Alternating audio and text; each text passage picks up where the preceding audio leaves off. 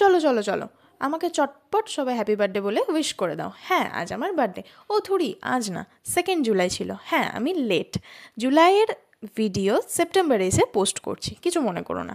তো যাই হোক, আমার দিনটা শুরু হয়েছিল এইভাবে, মানে আর কি টিউশন পড়তে গিয়ে।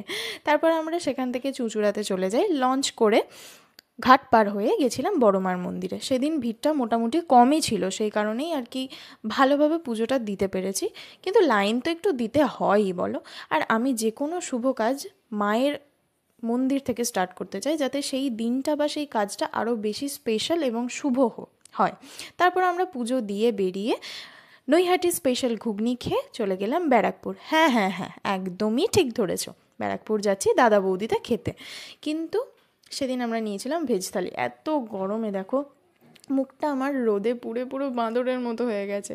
যাই হোক, অ্যাম্বিয়েন্সটা কিন্তু দারুণ, যাই বলো তোমরা।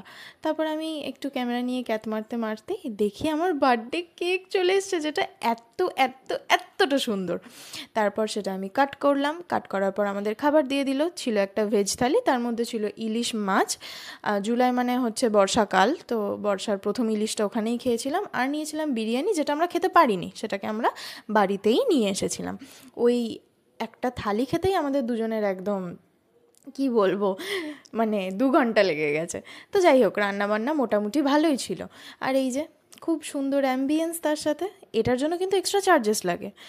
এছাড়া ব্যারাকপুর জায়গাটা আমার খুব ভালো লাগে। ওখান থেকে বেরিয়ে আমরা আসি শ্রীরামপুর, একটা শাড়ি কিনি, ওটা আমার গিফট ছিল। তারপর বাড়ি এসে আশীর্বাদ হলো, খাওয়া দাওয়া হলো। এগুলো আমার মা রান্না করেছিল। সকালে আমি মাকে রান্না করতে বারণ করেছিলাম, বলেছিলাম রাতে এসে খাবো, তাই মা রাতে রান্না করেছিল।